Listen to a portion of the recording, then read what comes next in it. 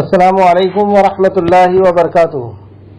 الحمد للہ ان الحمد للہ نحمده ونستعینه ونستغفره ونعوذ باللہ من شرور انفسنا ومن سیئات اعمالنا من يهده الله فلا مضل له ومن يضلل الله فلا هادي له واشهد ان لا اله الا الله واشهد ان محمدا عبده ورسوله. اما بعد فان خير الحديث كتاب الله وخير الهدي هدي محمد صلى الله عليه وعلى اله وسلم وشر الامور محدثاتها وكل محدثة بدعة وكل بدعة ضلالة وكل ضلالة في النار. رب اشرح لي صدري ويسر لي امري واحلل عقدة من لساني يفقهوا قولي رب زدني علما. آمین یا رب العالمین. تمام تر تعریف حمد ثنا کبریائی بڑائی بزرگی اور مجد اس خالق کائنات کے لیے لائق اور زیبا ہے جو ساری کائنات کا ایک و تنہا خالق مالک مربی اور منتظم ہے. درود و سلام ہو انبیاء اکرام پر، خصوصاً نبی مکرم رحمت للعالمین امام الانبیاء محمد صلی اللہ علیہ وسلم پر. اس مختصر سے درود و سلام کے بعد معزز سامعین اکرام، مکی سورت کے بعد اب ہمارا آغاز ہوا ہے سورہ انفال، مکی صورت پر مدنی صورت پر مکہ کے اندر. اور اس میں ہم دیکھ رہے ہیں کہ پچھلی کلاس میں جنگ بدر کا واقعہ پیش آیا تھا. جنگ بدر کے تعلق سے آیت مبارکہ آئی تھی. جنگ بدر کیسے ہم جنگ بدر تک پہنچے یا جنگ کیوں ہوئی. جنگ کے میں کافی لوگوں کو اعتراض ہوتا ہے کہ جنگ کیوں ہے، جبکہ ہر دھرم میں دھرم یدھ ہوا ہے. دھرم یدھ یعنی ستیہ اور استیہ کے بیچ میں جنگ یدھ. آپ دیکھیں گے کہ پہلے مکہ میں نبی کریم صلی اللہ علیہ وسلم نے مکہ کے اندر نبی کریم صلی اللہ علیہ وسلم نے دیکھا کہ لوگ اخلاقی اور معاشرتی یعنی سماجک برائی میں ملوث ہے اور کرائم یعنی گناہ ان کے ہاں فیشن ہو چکے ہیں. عبادت اپنے رب کی عبادت کو چھوڑ کر کے اس کی مخلوق کی عبادت یا خود اپنے ہاتھ سے کسی چیز کو بنا کر کے اس کی عبادت کرتے ہیں. جو توحید کی بنیاد پہ خانہ کعبہ بنایا گیا اس کے اندر 360 بت رکھ دیے، اور صرف یہی نہیں، ان کی نماز تالی بجانا اور سیٹی بجانا تھی. اس کے علاوہ بھی آپ دیکھیں گے کہ وہ لوگ دوسروں کا مرڈر کرتے ہیں، یہ اپنی اولاد کو مار ڈالتے تھے. لڑکی پیدا ہو گئی تو اس کو دفن کر دیا جاتا تھا. عورت ان کے نظر میں کھلونا تھی. چوری کرنا، زنا کرنا، شراب پینا، یہ ساری چیزیں ان کے ہاں فیشن تھی. اس ماحول میں اللہ نے انہیں روکنے کے لیے اپنا دین نازل فرمایا، یعنی زندگی گزارنے کا طریقہ اللہ رب العزت نے نازل فرمایا. لوگ کرائم کیوں کرتے ہیں یہ اللہ رب العزت جانتا تھا، اور کرائم سے روکنے کے لیے اللہ رب العزت نے ایک ایسا عقیدہ نازل فرمایا، ایسا دین نازل فرمایا جس سے کچھ لوگ رک گئے. لوگ کرائم کیوں کرتے ہیں، گناہ کیوں کرتے ہیں؟ دنیا کو حاصل کرنے کے لیے، دنیا کی چاہ میں، دنیا کو پانے کے لیے اللہ رب العزت نے انہیں 3 اہم جو آپ دیکھیں گے عقیدے کے اندر جو 6 پوائنٹس ہیں، 3 اس کے اندر یہ ہے. پہلا یہ کہ اللہ رب العزت نے انہیں اللہ رب العزت کا تعارف، اپنا تعارف پیش کیا کہ تم ایک دنیا کو حاصل کرنا چاہتے ہو جس دنیا کی وقت اور قیمت اللہ رب العزت کے نزدیک کچھ بھی نہیں. ایک طرف دنیا ہے اور ایک طرف دنیا کا بنانے والا ہے. انہیں ایک آپشن دیا گیا کہ اگر تم دنیا چاہتے ہو یا دنیا کے بنانے والے کو چاہتے ہو. تو کچھ لوگ جو سلیم الفطرت لوگ تھے انہوں نے اللہ رب العزت کی طرف توجہ کی اور دنیا کی قدر و قیمت ان کی نظر میں کم ہو گئی. اسی طریقے سے آخرت کا یقین ان کو دیا گیا، اور جنہوں نے آخرت کو جان لیا کہ مرنے کے بعد زندگی ہے اور ہمیں حساب دینا ہے، جس رب نے ہمیں پہلی بار پیدا کیا وہ دوسری بار بھی پیدا کرنا جانتا ہے، وہ ہم سے حساب لے گا. ان کے اندر سے برائیاں اور کم ہو گئی. اور تیسرا عقیدہ دیا گیا، عقیدہ یعنی تقدیر کا، کہ تمہارا مقدر میں جتنا لکھا ہے اس سے زیادہ تمہیں دنیا نہیں مل سکتی جو اللہ رب العزت. تو یہ عقیدہ جب آیا، اور یہ عقیدہ 3 چیز سے آیا، فرشتے، کتاب اور نبی. یہ جب عقیدہ آ گیا تو کچھ لوگ جو تھے وہ سلیم الفطرت لوگ وہ کرائم سے رک گئے، وہ برائیوں سے رک گئے. لیکن وہیں کچھ لوگ تھے جس کو ہم اساماجک تتو کہتے ہیں، وہ برائی سے نہیں رکے. انہوں نے انکار کیا اور انہیں ایسا لگا کہ ہم سے ہماری آزادی چھینی جا رہی ہے، ہم سے ہماری مرضی کے مطابق زندگی جینے کو چھینا جا رہا ہے. شراب و عورت سے روک دیا جائے گا, بیاج سے روک دیا جائے گا, اور مرڈر اور چوری سے روک دیا جائے گا. تو ان لوگ دشمن ہو گئے. اب ان لوگ جب دشمن ہوئے تو 13 سال تک ان لوگوں نے اپنی دشمنی ان کے اوپر پوری کی. کن کے اوپر؟ جو ایمان لے کر کے آئے تھے, جو اللہ کے نبی کے ساتھ ہو گئے تھے. اور ان کو اس طریقے سے پریشان کیا گیا کہ کچھ لوگوں کو مار ڈالا گیا, کچھ لوگوں کو لوٹا گیا, کچھ کو بے عزت, اور ہر صحابہ کو اور ہر ایمان والے کو ان لوگوں نے بے عزت کیا, گھروں سے نکالا, کاروبار سے بے دخل کیا. اور یہاں تک کہ یہ لوگ یہاں تک کہ یہ لوگ آخرکار اپنے دیش کو, اپنی جگہ کو, اپنے وطن کو, اپنے گھر کو چھوڑ کر کے, اپنے کاروبار, اپنے رشتہ داروں کو چھوڑ کر کے ان لوگوں کو وہاں سے نکلنا پڑا. یہ لوگ آپس میں کون تھے؟ یہ لوگ آپس میں رشتہ دار تھے.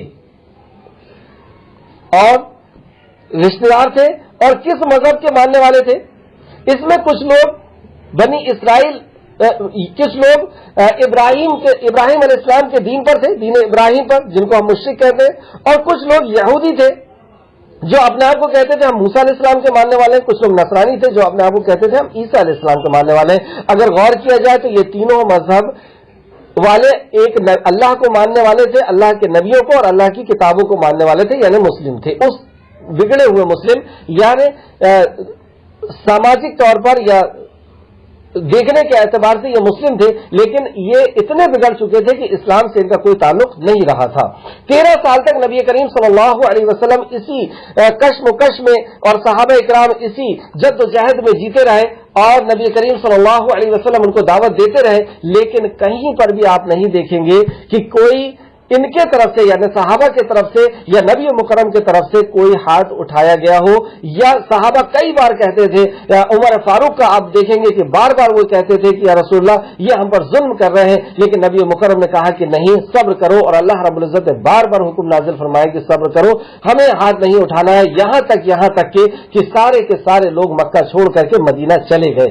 مدینہ جب وہاں پہ پہنچ گئے تو انہوں نے ایک چھوٹی سی ریاست قائم کری. یعنی کچھ لوگ جو وہاں مدینہ پہنچ گئے تھے, ان لوگوں نے یہ کہا کہ یہ قبائلی نظام چلتا تھا, جس کا قبیلہ ہے اس کے حساب سے وہ زندگی جیے گا, اور کوئی کسی کو بولنے اور روکنے والا نہیں تھا. تو یہ کیونکہ ایک ہی سوچ کے لوگ ہو گئے تھے, اور انہوں نے کہا کہ ہم ویسے ہی جیئیں گے جیسا ہمارا رب, جیسا ہمارا خالق اور مالک چاہتا ہے. ہم اب کسی کے اوپر ظلم نہیں کریں گے, بچے کو زندہ دفن نہیں کریں گے, بیاج کا کاروبار بند ہو جائے گا, رشتے کو نبھایا جائے گا, رشوت نہیں دی جائے گی, عورتوں کے ساتھ زبردستی نہیں کی جائے گی. اور یہ سارا جو ایک صالح معاشرہ بن کر کے تیار ہوا, تو یہ بات بھی مشرکین کو برداشت نہیں ہوئی. انہی کے جو رشتہ دار تھے, جو اساماجک لوگ تھے, جو سماج کے اندر برائیوں کو پھیلانا چاہتے تھے, انہیں برداشت نہیں ہوئی, اور انہوں نے پلان کیا اور ایک بہت بڑا تجارتی قافلہ تیار کیا, جس کے سربراہ ابو سفیان تھے. اور ان لوگوں نے مل کر کے یہ طے کیا کہ یہ جو قافلہ, یہ جو بزنس ہوگا, اس بزنس سے جو پیسے آئیں گے اس سے ان کو لڑائی کا سامان خریدا جائے گا, اور ان نبی کریم صلی اللہ علیہ وسلم اور ان کے ساتھیوں کو, اور یہ لوگ جس انداز سے جی رہے ہیں, یہ اس کو پورے سسٹم کو اور ان ساتھیوں کو قتل کر دیا جائے گا, ختم کر دیا جائے گا, برباد کر دیا جائے گا. یہ تیاری تھی ان کی. لیکن اللہ رب العزت نے کچھ اور, کیونکہ اللہ رب العزت ہمیشہ حق کی جیت کرتا ہے, ہر دور میں نبیوں کی جیت ہوئی ہے. اور اس کے بعد جب ان لوگوں نے مارنے کے لیے کوشش کی تو اللہ رب العزت نے کسی بہانے سے ان کو بھی بدر کی جگہ میں پہنچا دیا. اب یہاں سے جنگ شروع ہوئی. پھر سے آپ شارٹ میں سمجھیں. سب سے پہلے دعوت دی گئی, 13 سال تک کوئی اپنے طرف, انہوں نے پورا ظلم کیا, اور زمین و آسمان نے ایسے ظلم نہیں دیکھے ہوں گے جو سارے ظلم مکہ والوں نے نبی کریم صلی اللہ علیہ وسلم اور ان کے ساتھیوں کے ساتھ کیا. لیکن اس کے بعد بھی وہ برداشت کرتے رہے, یہاں تک کہ اللہ نے حکم دیا کہ آپ مکہ چھوڑ کر کے مدینہ چلے جاؤ. اس تک بھی کوئی جنگ جہاد نہیں ہوا, کوئی لڑائی اور جھگڑا اپنے طرف سے, ان کے طرف سے نہیں کیا گیا. ان کے طرف سے کوئی تلوار اور کوئی لاٹھی نہیں اٹھائی گئی. مدینہ چلے گئے. مدینہ میں جا کر کے اور وہاں پر اپنے طور طریقے سے, یعنی آسمانی وحی کے طریقے سے وہ جینے لگے. اور وہاں پر یہ بھی طے ہو گیا لا اکراہ فی الدین, دین کے اندر کوئی زبردستی نہیں ہے, ہم زبردستی کسی کو اسلام کے اندر نہیں لائیں گے. جو اسلام کے اندر رہنا چاہتا ہے وہ رہے, اور جو اپنے مذہب پر رہنا چاہتا ہے اپنے مذہب پر رہے, اپنے دین پر رہے. اس طریقے سے مدینہ کا ایک معاشرہ تیار ہوا. لیکن یہاں کا یہ صاف ستھرا معاشرہ کہ یہاں پر یہ پورے کرائم اور پوری برائیاں نہیں ہیں، اس بات کو ان لوگوں نے پسند نہیں کیا اور اسلام کو، نبی کے ساتھیوں کو قتل کرنے کی، ختم کرنے کی ان لوگوں نے پلاننگ کی، اور یہ یہاں پہ جنگ کرنے کے بارے میں ان لوگ پلاننگ کرنے لگے، تیاری کرنے لگے۔ تو اللہ رب العزت جو ساری کائنات کا خالق اور مالک ہے، اس نے یہ طے کیا کہ نہیں، دنیا کے اندر کرائم نہیں ہوگا، اور اللہ رب العزت نے ان کی مدد کی اور جنگ کا حکم اللہ رب العزت نے دیا۔ اور جنگ کس نے کیا؟ یہ سب ہم دیکھ رہے ہیں کہ نبی کریم صلی اللہ علیہ وسلم 313 لوگوں کے ساتھ وہاں پر تھے، جو یہ لوگ لڑنے کی نیت سے نہیں گئے تھے اور نہ لڑاکو لوگ تھے، زیادہ تر مدینہ کے کسان لوگ تھے اور ان کے پاس کوئی بھی ہتھیار نہیں تھا، یہ نیت سے وہاں پر پہنچ گئے تھے۔ اور سامنے سے ابو سفیان نے پورے لشکر کو لے کر کے 1000 کا لشکر کو لے کر کے ان کے سامنے حاضر ہو گیا، جو پورے تیار تھے اور ہتھیاروں سے لیس تھے۔ اب نبی کریم صلی اللہ علیہ وسلم نے ان کو دیکھا تو اللہ رب العزت سے دعا کی کہ اللہ، یہ 313 لوگوں کو میں تیار کیا ہوں 13 سال کے اندر اور 15 سال کے اندر، اگر یہ لوگ مار دیے گئے اور تیری مدد نہیں آئی تو روح زمین پر ایک خالق کے کائنات، ایک پوری دنیا کے بنانے اور چلانے والے، تیرا نام لینے والا کوئی نہیں رہے گا۔ بے انتہا گڑ گڑا کر کے اور اللہ رب العزت سے دعا کی، یہاں تک کہ ابو بکر صدیق نے آ کر کے کہا کہ یا رسول اللہ بس کریے، یا رسول اللہ بس کریے۔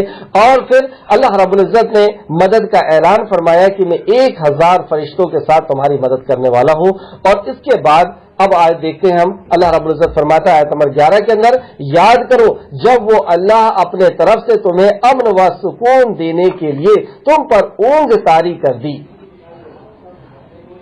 اس 2 آیت کو آپ بہت غور سے سمجھیں کہ جنگ کے پہلے کن چیزوں کی ضرورت ہوتی ہے اور کس طریقے سے ایک فوج کو تیار کیا جاتا ہے۔ اللہ فرماتا ہے یاد کرو جب وہ اللہ اپنے طرف سے تمہیں امن و سکون دینے کے لیے تم پر اونگ طاری کر دی تھی۔ اونگ کیوں طاری کی تھی؟ تاکہ یہ لوگ فریش ہو جائیں، کیونکہ جب آدمی سو کر کے اٹھتا ہے تو وہ بالکل تازہ دم ہو جاتا ہے۔ اس تعلق سے اچھا، یہ صرف بدر میں نہیں، جنگ احد میں بھی ہوا ہے۔ جنگ احد میں آپ دیکھیں گے سورہ آل عمران سورہ نمبر 3 آیت نمبر 154 کے اندر اللہ فرماتا ہے پھر اللہ نے غم اور رنج کے بعد امن و سکون کے لیے تم پر اونگ طاری کری، اس نے تم میں سے ایک گروہ کو ڈھانپ لیا، مطلب اپنی رحمت میں ڈھانپ لیا۔ اور اگر وہ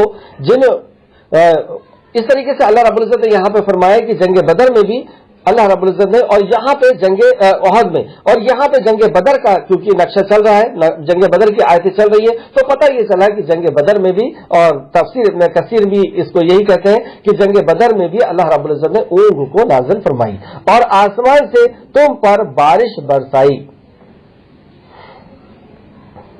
آسمان سے تم پر بارش برسا رہا تھا تاکہ تمہیں اس کے ذریعے سے پاک کر دے، فریش کر دے، روحانی طور پر بھی جسمانی طور پر بھی، اور تم سے شیطانی وسوسے کو لے جائے۔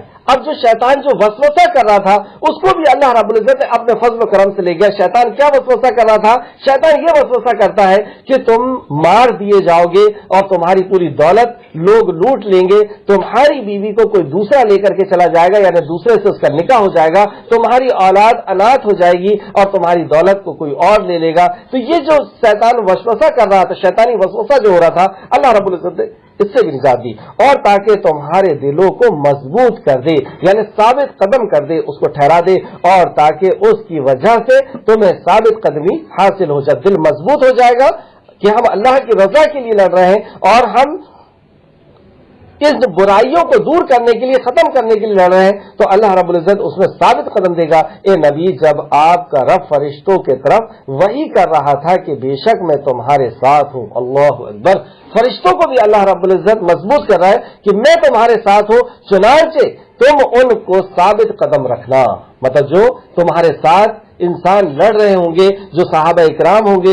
ان کو تم ثابت قدم رکھنا جو ایمان لائے ہیں، مطلب ان کو ثابت قدم رکھنا جو ایمان لائے ہیں۔ یہاں سے یہ پتہ چلا کہ اگر ایمان والے نہیں ہوئے تو ثابت قدمی بھی نہیں ہوگی، کیونکہ یہاں پہ اللہ فرماتا ہے کہ اے فرشتوں، ان کو ثابت قدم رکھنا جو ایمان والے ہیں۔ ایک جگہ آپ دیکھیں گے کہ نبی کریم صلی اللہ علیہ وسلم جنگ کے لیے صحابہ کو تیار کر رہے تھے، پریڈ لے رہے تھے اور انہیں سمجھا رہے تھے. تو وہاں پہ کیا سمجھانا چاہیے؟ تلواریں اچھی رکھنا، ڈھال اچھی رکھنا، ایسا کرنا ویسا نہیں. نبی کریم صلی اللہ علیہ وسلم نے فرمایا کہ تم جنگ کے اندر ایمان کے ساتھ داخل ہو، کیونکہ ایمان رہے گا تو اللہ کی مدد رہے گی، اور بغیر اللہ کی مدد کے کوئی بھی جنگ نہیں جیتی جا سکتی بغیر اللہ رب العزت کی مدد سے. کیونکہ ہمارے پاس ساری چیز ہو، اور آج آپ دیکھ سکتے ہیں کہ ساری چیزیں ہیں لیکن اس کے بعد بھی مغلوب ہیں، تو اللہ رب العزت کی مدد کے بغیر اور اللہ کی مدد بغیر ایمان کے نہیں آتی. میں جلد ہی، پھر آگے فرماتا اللہ، میں جلد ہی ان لوگوں کے دلوں میں رعب ڈال دوں گا جنہوں نے کفر کیا، جنہوں نے وہی تو ایمان کا مخالف، ایمان کا اپوزٹ کفر، تو جنہوں نے کفر کیا میں ان کے اندر رعب ڈال دوں گا. اور سکون اور اطمینان کس کے دل میں ڈالے گا اللہ رب العزت؟ جو ایمان والے ہیں.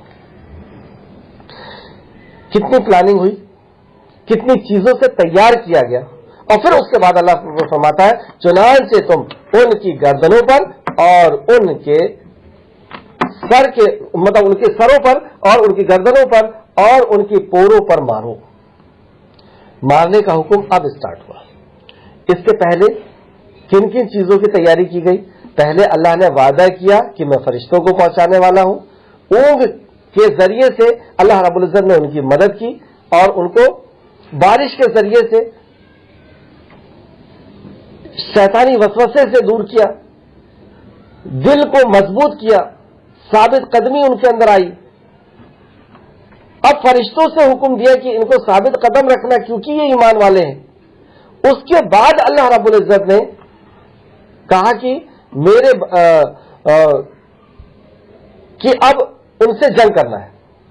ہم دیکھتے ہیں کہ جب ہمارا کسی سے مقابلہ ہوتا ہے تو جذباتی طور پر بغیر کسی تیاری کے کود جاتے ہیں، اور اسٹارٹ ہوتا ہے کبیرہ گناہ سے، گالیاں بکنا شروع کر دیے. اور اس طریقے سے یہاں پہ ہم دیکھیں کہ اللہ رب العزت کیا کیا کچھ نہیں سکھاتا کہ تمہیں کن کن چیزوں کی ضرورت ہوگی، اور ہر چیز بغیر اللہ کی مدد کے حاصل نہیں ہو رہی. تو ایمان والوں کو پھر اللہ رب العزت آگے حکم دیتا ہے، یہ اس لیے کہ بے شک انہوں نے، اچھا اب اللہ رب العزت نے کتنی سخت سزا سنائی. فرشتوں کو ہی حکم ہو رہا ہے، آسمان سے آئے ہوئے ہیں، اور ان کو یہ حکم دیا جا رہا ہے کہ ان کے سروں کو مارو یعنی جسم کا سب سے اونچا حصہ، اور پوروں کو مارو یعنی جسم کا سب سے چھوٹا حصہ. ایک ایک جوڑ کو کھول کر کے رکھ دو. اتنی سخت سزا اللہ اپنے ہی بندوں کو دے رہا ہے جن سے اللہ رب العزت کئی ماؤں سے زیادہ محبت کرتا ہے، جس کو کھانا اور پینا اس کی ضرورت کی چیزیں اس کے بولنے کے پہلے عطا کرتا ہے. کیوں اتنا ناراض ہو گیا؟ کیوں اللہ رب العزت اتنا مارنے پر اور فرشتوں کو نازل کر دیا؟ اس کی وجہ اللہ فرماتا ہے یہ اس لیے کہ بے شک انہوں نے اللہ اور اس کے رسول کی مخالفت کی. یہ صرف ان کے لیے نہیں، ہمارے لیے بھی ہے. اور فرشتے جنگ بدر اور جنگ احد میں ہی آئیں گے ایسا نہیں ہے، یہ ہر دور میں آتے ہیں. جب اللہ رب العزت کے اصول کے خلاف کیا جاتا ہے تب اللہ رب العزت آسمان سے لشکر کو پہنچاتا ہے، فرشتوں کے لشکر کو. اور کیا ہے اصول؟ کہ جب انہوں نے، اللہ فرماتا ہے آیت نمبر 13 دیکھیں، یہ اس لیے کہ بے شک انہوں نے اللہ اور اس کے رسول کی مخالفت کی، ان کی اطاعت و فرمانبرداری نہیں کی. ہمارا یہ کہہ دینے سے کہ ہم مسلمان ہیں، ہمارا یہ کہہ دینے سے کہ ہم مسلمان گھر میں پیدا ہوئے، ہماری آئی ڈی مسلمان کی ہے، کیا ہم مسلمان ہو جائیں گے؟ کیا ہم بچا لیے جائیں گے؟ یہ بھی تو اپنے آپ کو یہی کہتے ہو. آگے آیتیں آئیں گی اور حدیثیں آئے گی کہ آپ دیکھیں گے کہ ابو جہل بھی اور مکہ کے لوگ جب لڑنے کے لیے آ رہے تھے نبی کریم صلی اللہ علیہ وسلم سے تو خانہ کعبہ کا گلاف پکڑ کر کے انہوں نے دعا کر کے آئے تھے. ابو جہل نے اللہ رب العزت سے دعا کر کے آیا تھا، تو یہ تو اللہ کو ماننے والے تھے نا، یہ تو دین ابراہیم پر تھے، یہ تو دین یہودی اور موسیٰ علیہ السلام کے دین پر اور عیسیٰ علیہ السلام کے دین پر تھے. اور اس کے بعد اللہ رب العزت نے ان کے اوپر فرشتوں کو نازل کر کے اور ان کی ایک ایک پور کو، ایک ایک جوڑ کو اللہ رب العزت نے کھلا کر کے رکھ دیا. وجہ کیا تھی؟ اور یہی ہمارے ساتھ بھی ہے کہ ہم بھی اگر اللہ رب العزت کی اور اللہ کے نبی کی اطاعت و فرمانبرداری سے روگردانی کریں گے، اس کو چھوڑنے کی کوشش کریں گے، تو اللہ رب العزت ہمارے ساتھ بھی وہی فیصلہ کرے گا. اللہ کا قانون کبھی بدلا نہیں جاتا. اللہ کے ہاں اللہ فرماتا ہے میرے ہاں بات بدلی نہیں جاتی. تو جو بھی اللہ رب العزت کے قانون کے خلاف، اللہ رب العزت کے حکم کے خلاف کرے گا اس کے ساتھ وہی سزا ہوگی۔ یہاں فرماتا ہے اللہ رب العزت، آیت نمبر 13 پھر سے دیکھیں، یہ اس لیے کہ بے شک انہوں نے اللہ اور اس کے رسول کی مخالفت کی، اور جو کوئی اللہ اور اس کے رسول کی مخالفت کرے گا تو یقیناً اللہ سخت سزا دینے والا ہے۔ جہاں وہ بے انتہا محبت کرنے والا ہے، شفقت کرنے والا ہے، ہر ضرورت کی چیزیں دینے والا ہے، وہیں پر اس کی پکڑ بھی بہت سخت ہے۔ جب اس کے حکموں کی نافرمانی پہ نافرمانی ہوتے رہے گی تو اللہ رب العزت اس کو سخت انداز میں پکڑے گا۔ پھر سے اس آیت کے ترجمہ بھر سماعت فرمائے، کتنے سخت انداز میں اللہ رب العزت، یہ کوئی چھوٹی موٹی چیز نہیں ہے کہ اللہ رب العزت کے دین کو چھوڑ دینا، اللہ کے نبی کی اطاعت اور فرمانبرداری کو چھوڑ دینا، اپنے نفسانی خواہشات کے پیچھے چلنے لگنا، یا اپنے باپ دادا کے رسم و رواج پہ، اپنے معاشرے کے، اپنے دوست کے اور اپنے جھوٹے بنائے ہوئے رسم و رواج کی پیروی کرنا، یہ اللہ کے دین کو چھوڑ کر کے یہ کوئی چھوٹا موٹا جرم نہیں ہے۔ دیکھیں آپ، یہ اس لیے کہ بے شک انہوں نے اللہ اور اس کے رسول کی مخالفت کی، اور جو کوئی اللہ اور اس کے رسول کی مخالفت کرے گا تو یقیناً اللہ سخت سزا دینے والا ہے۔ بے شک تم یہ سزا، تم یہ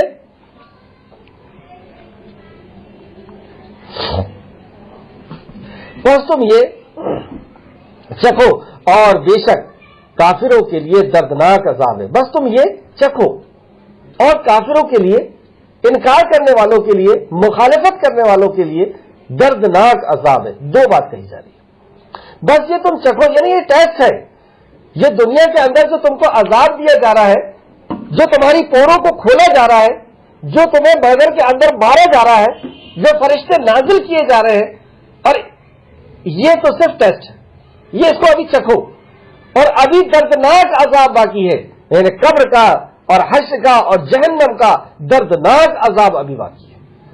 سمجھ کے رکھو، نبی کو پہچان لینے کے بعد، دین کو جان لینے کے بعد، قرآن کو پہچان لینے کے بعد، اور اس کے بعد بغاوت، اس کے بعد سرکشی، بچ جاؤ گے، چھوڑ دیے جاؤ گے۔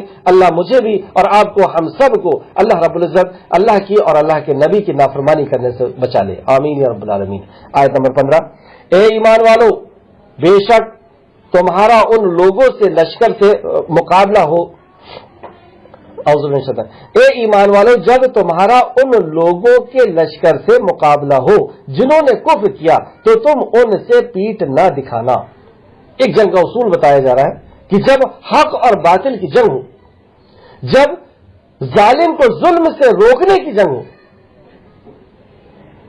جنگ کیا ہے؟ ظالم کو ظلم سے روکنا، اور یہ ظالم تھے مکہ کے لوگ، کیا ظلم کر رہے تھے؟ یہ 30-30 40-40 عورتوں کو رکیل بنا کر کے رکھتے تھے، لڑکی کو زندہ دفن کر دیتے تھے، اپنی اولاد کو بیاج چلاتے تھے اور اس سے لوگوں کا خون چوستے تھے، شراب، جوا، مرڈر، یہ سب کچھ ان کے اندر عام تھا۔ یہ جو انسانیت کے اوپر ظلم کر رہے تھے، اس ظلم سے روکنے کے لیے اللہ رب العزت نے حکم دیا اور اپنے فرشتوں کو نازل کیا۔ اب یہ جو مارکا چل رہا ہے، اس میں تم پیٹ دکھا کر کے نہیں بھاگنا۔ کیا ہوتا ہے پیٹ دکھا کر کے بھاگنے سے؟ اگر 2-4 لوگ بھی بھاگے تو پورا افراتفری مچ جاتی ہے، لوگ بغیر کچھ سوچے سمجھے وہ بھی بھاگنا شروع کر دیں گے۔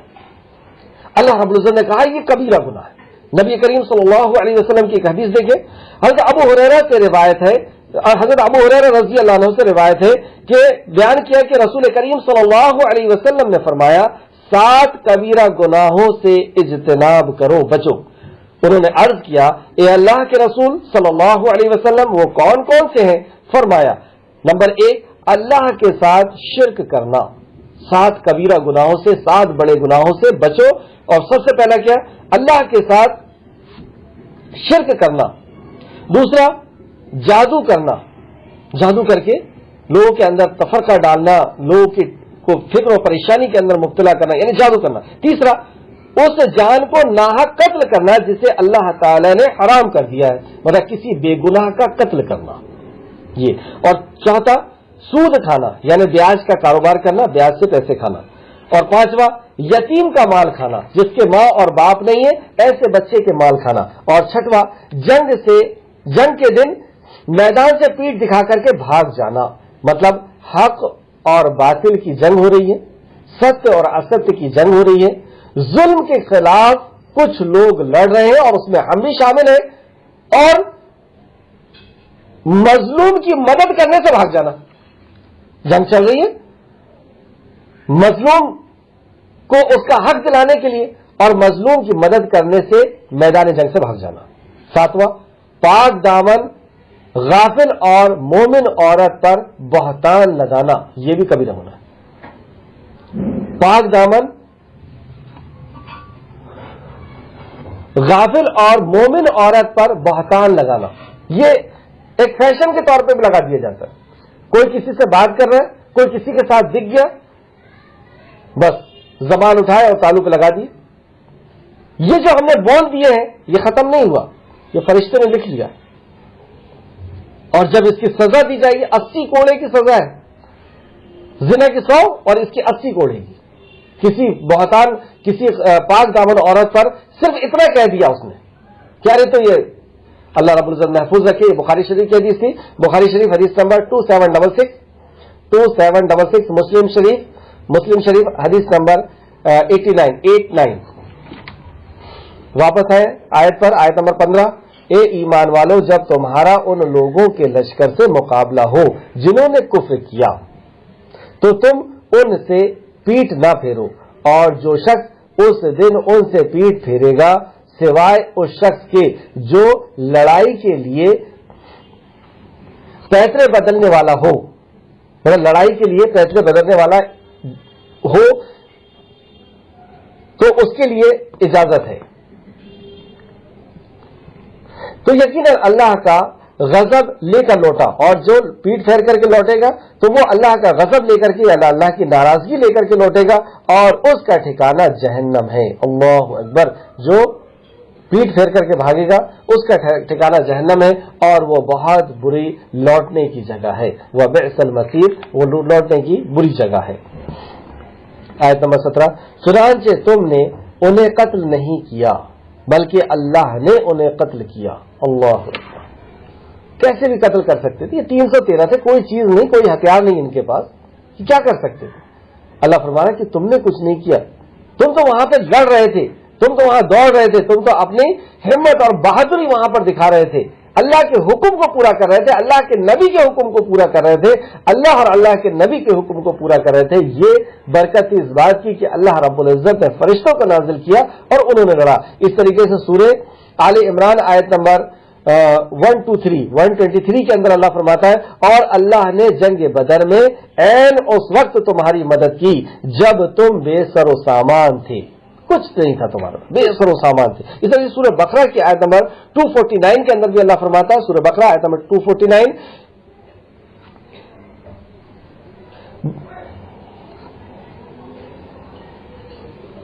کئی بار تھوڑی سی جماعت اللہ کے حکم سے بڑی جماعت پر غالب آتی ہے اور اللہ صبر کرنے والوں کے ساتھ ہے.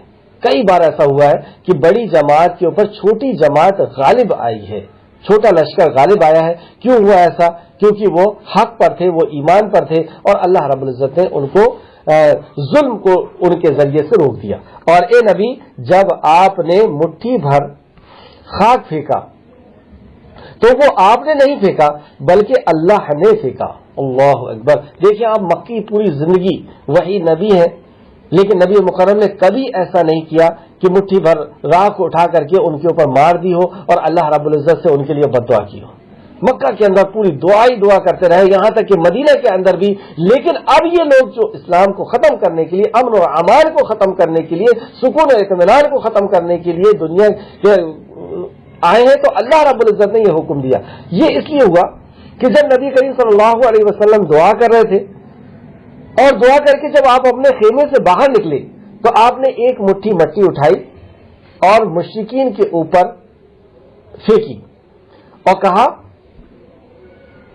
شہادت الوجوہ، چہرہ بگاڑ دے. مطلب اللہ رب العزت سے بد دعا کی مٹھی پھینکتے ہوئے کہ چہرہ بگاڑ دے. اللہ رب العزت نے ان مٹی کے کنکراٹ کو مشرکین کی آنکھوں میں پہنچا دیا، اور سارے کے سارے لوگ اس کا شکار ہوئے، مطلب وہ مٹی ان تک پہنچی، ان کی آنکھ تک، اور سب کی سب اس مٹی سے ان کی آنکھیں جو ہے وہ زخمی ہوئی. یہ تفسیر ابن کثیر جلد نمبر 2 صفحہ نمبر 769 کے حوالے سے میں نے بتایا.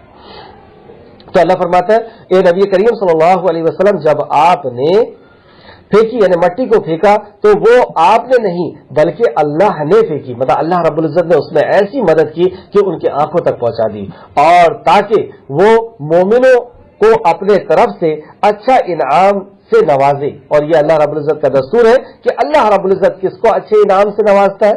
مومنوں کو اچھے انعام سے نوازے. مومن کی صفات آپ دیکھ رہے ہیں، اور مومن کی فضیلت اس کے پہلے بھی آئی تھی، اور یہ دوسرے نمبر پر کہ اللہ رب العزت نے اس لیے ایسا کیا تاکہ وہ ان کو اچھے انعام سے نوازے. بے شک اللہ خوب سننے والا خوب جاننے والا ہے. کیوں آ رہی ہے یہ دو صفت یہاں پر؟ ان اللہ سمیع العلیم، کہ تم میدان کارزار میں ہو، میدان جنگ میں ہو، حق اور باطل کی جنگ چل رہی ہے، تم ظالم کا ہاتھ روک رہے ہو، تم ظالم کو ظلم سے روک رہے ہو. اللہ رب العزت تمہیں دیکھ بھی رہا ہے، تمہیں سن بھی رہا ہے، تمہاری ایک ایک نقل اور حرکت پر اس کی نظر ہے، اور تمہاری ایک ایک لمحات پر اس کی مدد ہے. فرشتوں کے ذریعے تمہارے ایک ایک لمحات پہ اس کی مدد ہے. اللہ فرماتا ہے ان اللہ سمیع، وہ سن رہا ہے، علیم، اور وہ جان رہا ہے.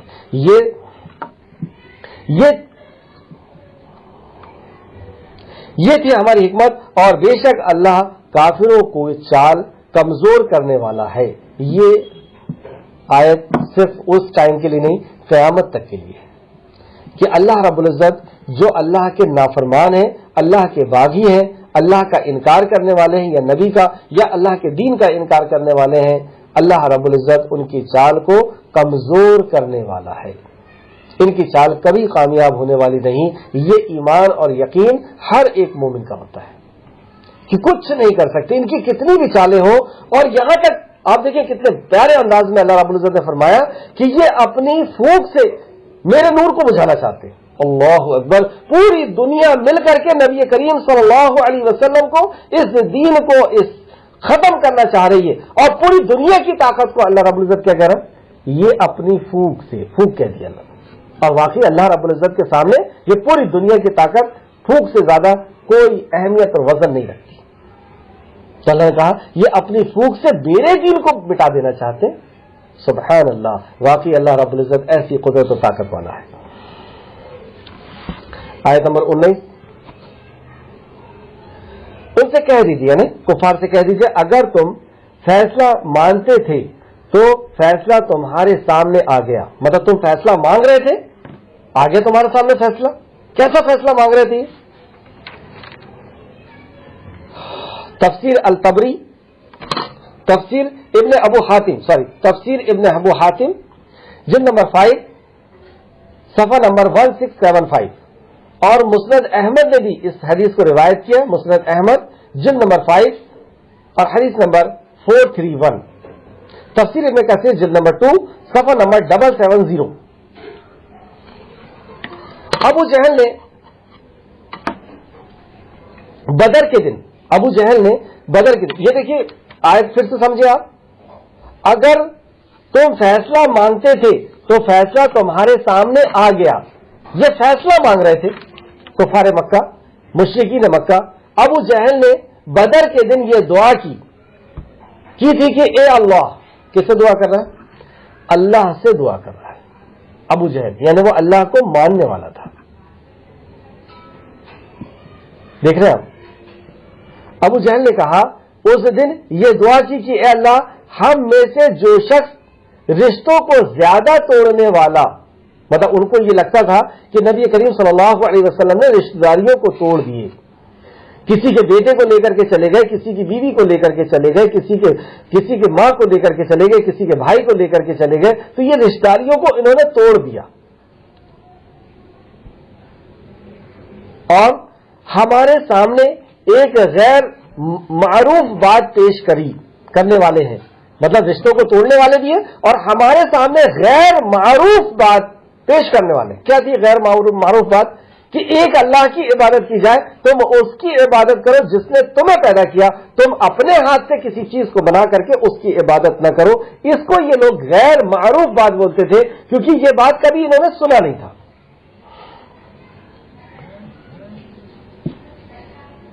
اور پھر اس کے بعد کہتے ہیں آج صبح ہلاک کر دے. مطلب ابو جہل یہ دعا کرتا ہے کہ جو رشتوں کو توڑنے والا ہے اور غیر معروف بات کرتا ہے اے اللہ تو آج اسے ہلاک کر دے. اور یہ دعا بدعا اسی کے اوپر لگ گئی. اسی طریقے سے آپ دیکھیں گے مسند احمد نے بھی اس کو روایت کیا ہے. اور ایک اور جگہ سدی کہتے ہیں کہ مشرکین جب مکہ سے بدر کے طرف نکلنے لگے تو انہوں نے غلاف کعبہ کو پکڑ کر کے کہا کہ اللہ تعالیٰ سے یہ مدد طلب کرتے ہوئے کہنے لگے اے اللہ دونوں لشکروں میں سے اعلیٰ، دونوں جماعتوں میں سے زیادہ معزز اور دونوں قبیلے میں سے بہتر کو فتح و نصرت عطا فرما. کیونکہ وہ اپنے آپ کو بہتر سمجھتے تھے، وہ اپنے آپ کو بہتر جماعت سمجھتے تھے اور کہہ رہے ہیں کہ اللہ مشرکین خانہ کعبہ کا غلاف پکڑ کر کے اللہ سے دعا کر کے آ رہے ہیں. اس سے کیا پتہ چلا کہ وہ اللہ کے بھی ماننے والے تھے، لیکن اس کے بعد بھی انہوں نے اللہ کے کو جیسا ماننے کا حق تھا ویسا نہیں مانا. یعنی اللہ رب العزت کو ربوبیت میں اکیلا نہیں مانا، اللہ کے اسماء الحسنہ میں اکیلا نہیں مانا، اللہ رب العزت کے ذات کے اعتبار سے ان کو اللہ کو اکیلا نہیں مانا، اللہ کی عبادت کے اعتبار سے ان کو اکیلا نہیں مانا، اور اللہ کے نبی کا انکار کیا، نبی کی اطاعت اور فرمانبرداری کا انکار کیا. اللہ کے کلام کو سننے سے، اس کو علم حاصل کرنے سے، اس پر ایمان لانے سے، اس پہ عمل کرنے سے ان کا انکار کیا.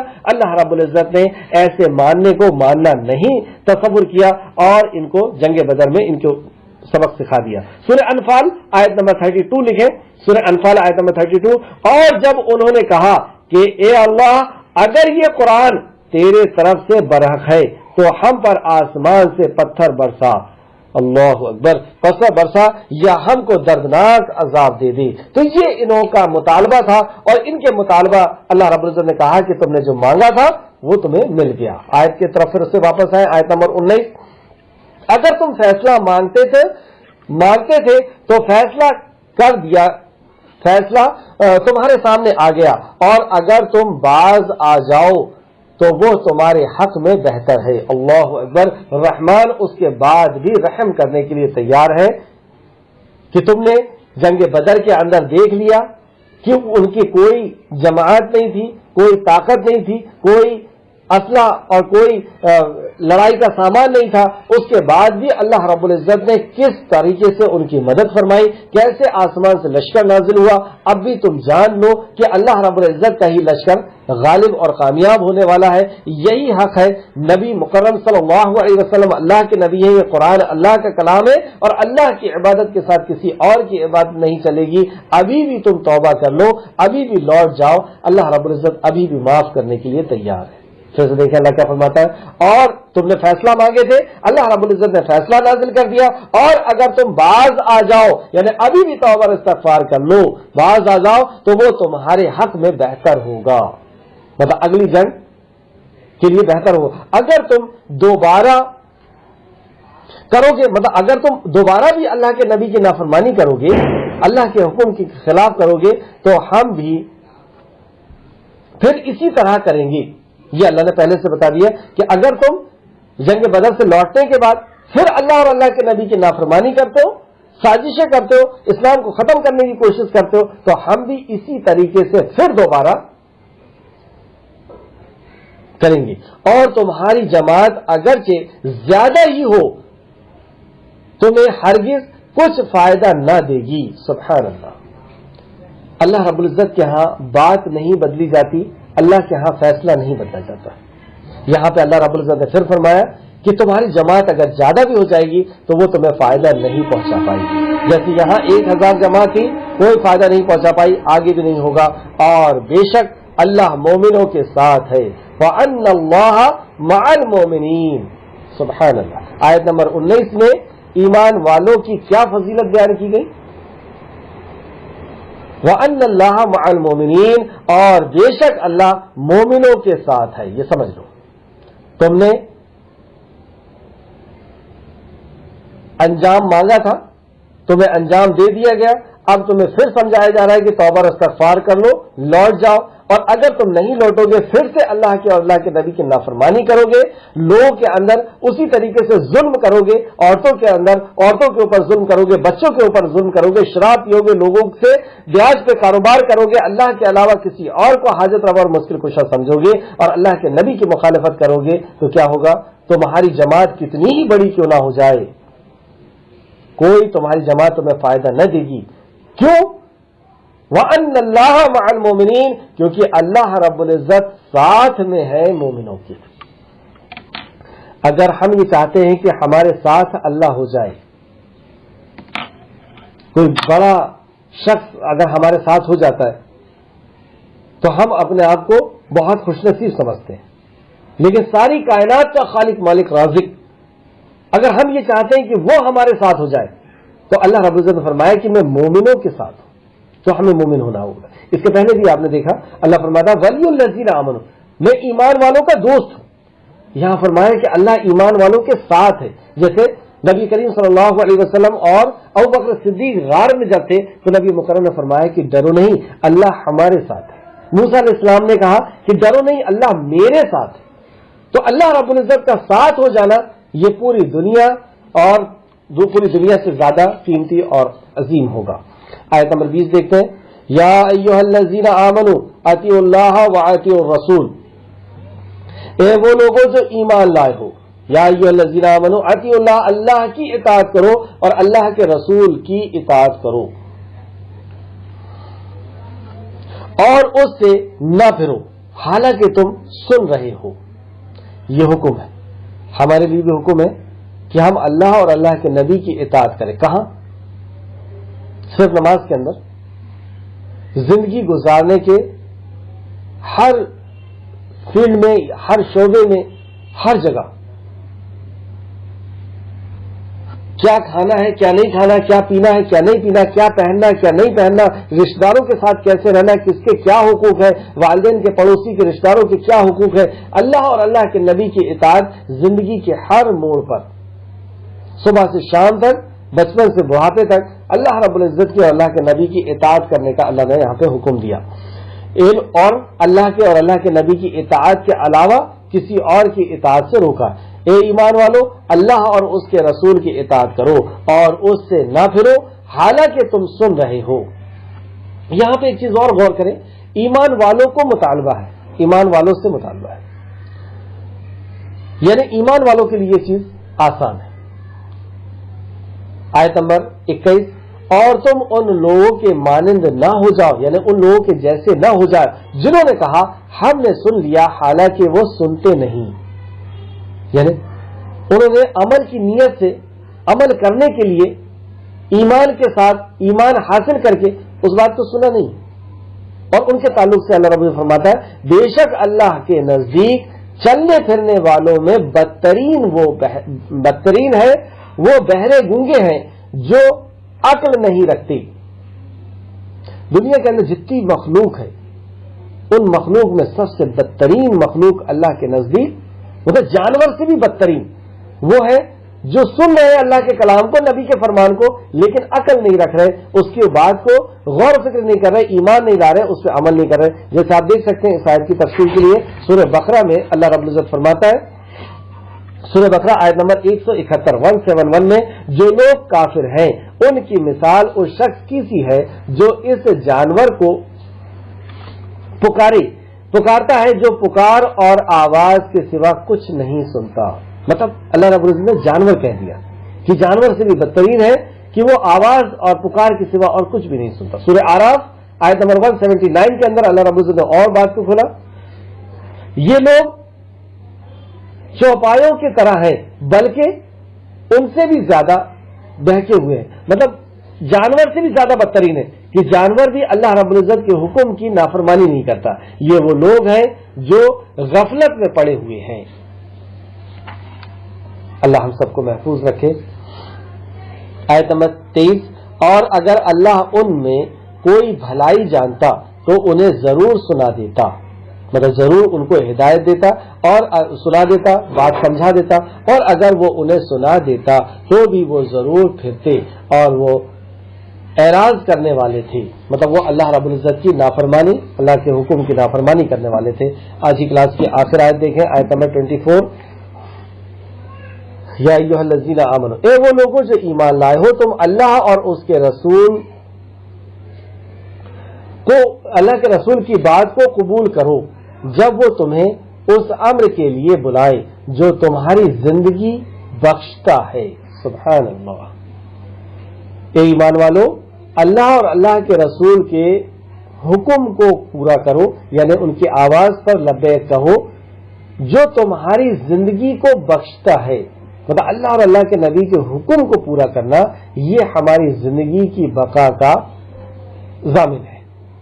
اگر ہم یہ چاہتے ہیں کہ اس دنیا کے اندر ہم سکون اور اطمینان حاصل کر لیں، اور اس دنیا کے بعد آخرت کے اندر سکون و اطمینان حاصل کر لیں، تو ہمیں اللہ اور اللہ کے نبی کے حکم پر فوراً لبیک کہنا ہوگا۔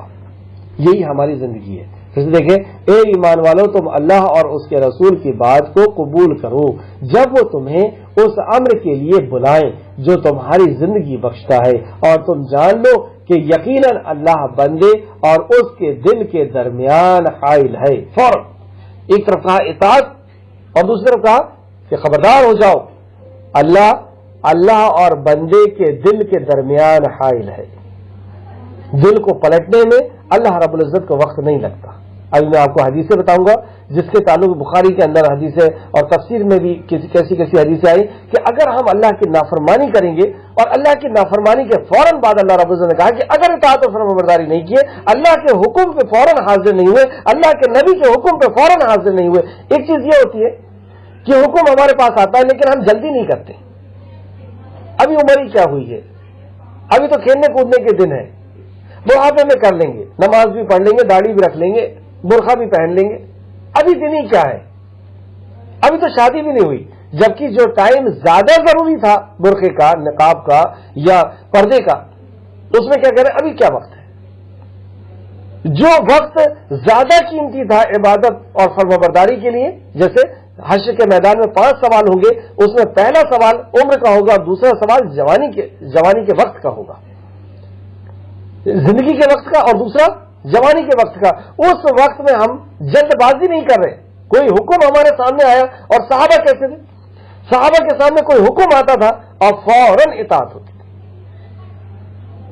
حکم آیا، پردہ فرض کر دیا گیا ہے، جو امہات المومنین یا صحابیات وہاں بغیر اس کے چلے گئے تھی چادر کے، وہ دوسری خواتین کے چادر میں لپٹ کر کے وہاں سے لوٹ کر کے آئی۔ شراب کا حکم آیا، گھر سے شراب پھینک دی گئی۔ جو حکم جب آتا، قبلے کا حکم آیا، نماز کی حالت کے اندر قبلہ بدل دیا گیا۔ یہ ہے اطاعت، کہ جس وقت جو حکم ہمیں ملے ہم اس کی اس وقت اطاعت کریں۔ تو جو اطاعت کرے گا، یہاں پہ اللہ نے فرمایا تمہاری اسی میں زندگی ہے، اور تم جان لو کہ یقیناً اللہ بندے اور اس کے دل کے درمیان حائل ہے۔ کیوں ترنت یہ بات آ رہی ہے کہ اطاعت و فرمانبرداری نہیں کیے تو اللہ رب العزت تمہارے دل کو پلٹ دینے پر قادر ہے، اور یہ بھی کہ تم اس کے طرف اکٹھے کیے جاؤ گے۔ اب تیسری اسٹیپ کہ دل پلٹ دے گا اور تم کہیں اور نہیں جا سکتے، تمہیں مرنا ہوگا، اور مرنے کے بعد جس نے پہلی بار پیدا کیا وہ پیدا کرنے میں قادر ہے، پھر سے پیدا کرے گا، اور پھر وہ حساب لے گا، اور یہ بھی کہ تم اس کے طرف اکٹھے کیے جاؤ گے۔ اس کی تفسیر میں امام بخاری نے ایک حدیث لے کر کے آئے ہیں، بخاری شریف حدیث نمبر 2647۔ امام بخاری فرماتے ہیں استجیبو کے معنی ہے کہ تم قبول کرو، مطلب جو حکم آئے قبول کرو، لما یحییکم جو تمہاری اصلاح کرتا ہے، مطلب جو حکم تمہاری اصلاح، اللہ کے نبی حکم اصلاح کرتے ہیں۔ پھر انہوں نے ابو سعید بن معلا رضی اللہ عنہ کی یہ روایت بیان کی ہے کہ میں نماز پڑھ رہا تھا، مطلب ایک صحابی ہے جن کا نام ہے ابو سعید، یہ نماز پڑھ رہے تھے کہ نبی کریم صلی اللہ علیہ وسلم نے میرے پاس سے گزرے اور آپ نے مجھے بلایا تو میں آپ کی خدمت میں حاضر نہ ہو سکا، بلکہ نماز سے فارغ ہو کر حاضر ہوا تو آپ صلی اللہ علیہ وسلم نے فرمایا یہی آیت کو پڑھ کر کے، تم میرے پاس کیوں نہ آئے؟ کیا اللہ تعالیٰ نے یہ نہیں فرمایا ہے کہ مومنوں اللہ اور اس کے رسول کی بات کو قبول کرو جب رسول کریم صلی اللہ علیہ وسلم تمہیں آواز دیں؟ اللہ اکبر!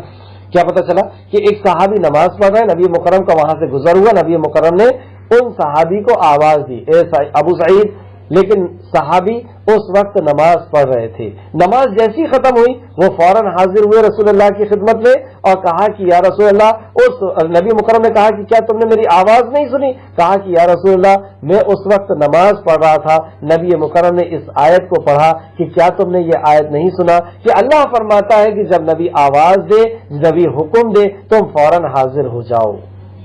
پھر آپ نے فرمایا مسجد سے نکلنے سے پہلے میں تمہیں قرآن مجید کی سب سے عظیم سورت سکھاؤں گا۔ اور جب رسول کریم صلی اللہ علیہ وسلم سب سے عظیم سورت ہے 114 صورتیں ہیں، اس میں سب سے عظیم سورت تو آپ نے فرمایا کہ وہ الحمدللہ رب العالمین ہے اور سبع مثانی ہے، یعنی بار بار دہرائی جانے والی، بار بار پڑھی جانے والی، نماز کے اندر بار بار پڑھی جانے والی سورت ہے۔ اسے امام بخاری نے روایت کیا، بخاری شریف حدیث نمبر 2647۔ پتہ یہ چلا کہ تم کسی بھی حالت میں ہو، نبی مکرم کا حکم آ گیا ہے، فوراً لبیک کہنا ہے۔ اگر اللہ کے اور اللہ کے نبی کے حکم پر ہم نے لبیک نہیں کہا، اپنی نفسانی خواہشات کو اوپر رکھا، اپنے دوستوں کی باتوں کو اوپر رکھا، اپنے سماج، اپنے معاشرے کی باتوں کو اوپر رکھا، اپنے خاندانی رسم رواج کو اوپر رکھا، تو اللہ رب العزت فرماتا ہے کہ اللہ بندے اور اللہ کے درمیان اللہ رب العزت حائل ہے۔ اس تعلق سے ایک حدیث دیکھیں، مسند احمد جلد نمبر 3 حدیث نمبر 112 اور جامع ترمذی حدیث نمبر 2140۔ امام احمد نے حضرت انس بن مالک رضی اللہ عنہ کی روایت کو بیان کیا ہے کہ نبی کریم صلی اللہ علیہ وسلم اکثر یہ دعا پڑھا کرتے تھے، یا مقلب القلوب ثبت قلبی علی دینک، اے دلوں کو پھیرنے والے ہمارے دل کو اپنے دین پر ثابت رکھ۔ ہم نے عرض کیا، اے اللہ کے رسول، ہم آپ پر اور آپ جس دین کے لیے، جس دین کو لے کر آئے ہیں اس پر ایمان لائے ہیں، تو کیا آپ کو ہمارے بارے میں کوئی ڈر ہے؟ آپ نے فرمایا ہاں۔ اللہ اکبر! کس کے بارے میں فرما رہے ہیں؟ وہ صحابہ کے بارے میں کہ جن سے اچھے لوگ دنیا کے اندر پیدا نہیں ہو سکتے، ان کے تعلق سے فرما رہے کہ ہاں بے شک ہر ایک کا دل اللہ تعالیٰ کی 2 انگلیوں کے درمیان ہے، اللہ عز و جل انہیں پھیرتا رہتا ہے۔ اللہ اکبر! کیوں پھیرتا رہتا ہے اور کیوں پھیر دے گا؟ اس سے یہ پتہ چلا کہ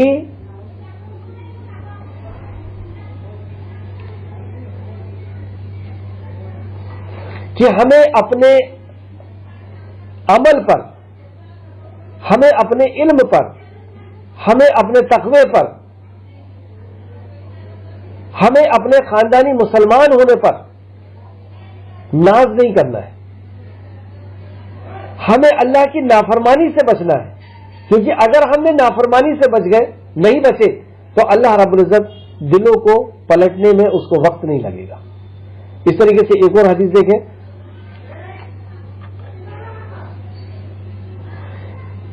امام احمد نے نسوان بن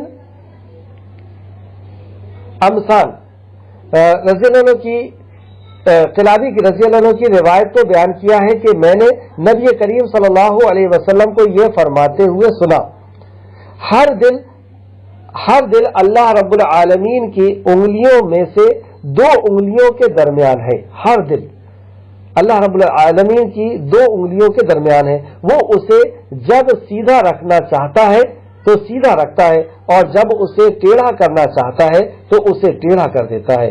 آپ یہ دعا بھی فرمایا کرتے تھے، یا مقلب القلوب ثبت قلبی علی دینک، اے دلوں کو پھیرنے والے ہمارے دل کو اپنے دین پر ثابت رکھ، اور میزان یعنی رحمان کے ہاتھ میں ہے، میزان رحمان کے ہاتھ میں ہے، وہ اسے نیچے اور اونچا کرتا رہتا ہے۔ اسے مسند احمد میں یہ حدیث ہے، مسند احمد جلد نمبر 4 حدیث نمبر 183. کیا پتہ چلا اس سے کہ اللہ رب العزت کہ اگر ہم نے اللہ کے نبی کی اطاعت و فرمانبرداری نہیں کی، نافرمانی کی ہے، تو ہمیں ڈرنا چاہیے کہ اللہ رب العزت دلوں کو الٹنے پلٹنے پر قادر ہے، اور ہمیں یہ دعا بھی کرتے رہنا چاہیے، اور اپنے عمل پر، اپنے علم پر، اپنے خاندانی مسلمان ہونے پر یا کسی بھی چیز پر ہمیں تکبر اور غرور نہیں کرنا چاہیے کہ ہمیں تو یہ وراثت میں مل گیا ہے اور ہم تو ایسے اور ہم تو ہدایت یافتہ ہیں. اگر ہم نے کبھی بھی اللہ رب العزت کی، اللہ کے نبی کی نافرمانی کی ہے اور اللہ اگر ناراض ہو گیا تو وہ دلوں کو پلٹنے پر قادر ہے. اللہ رب العزت سے دعا ہے کہ اللہ رب العزت یا مقلب القلوب ثبت قلبی علی دینے کا، اے دلوں کو الٹنے پلٹنے والے ہمارے دل کو دین کے اوپر ثابت قدم رکھ، اور جب تک زندہ رکھ اسلام کے ساتھ زندہ رکھ، جب ہماری موت ہو تو اسلام ایمان کے ساتھ ہمارا خاتمہ ہو. آمین یا رب العالمین. السلام علیکم ورحمۃ اللہ وبرکاتہ.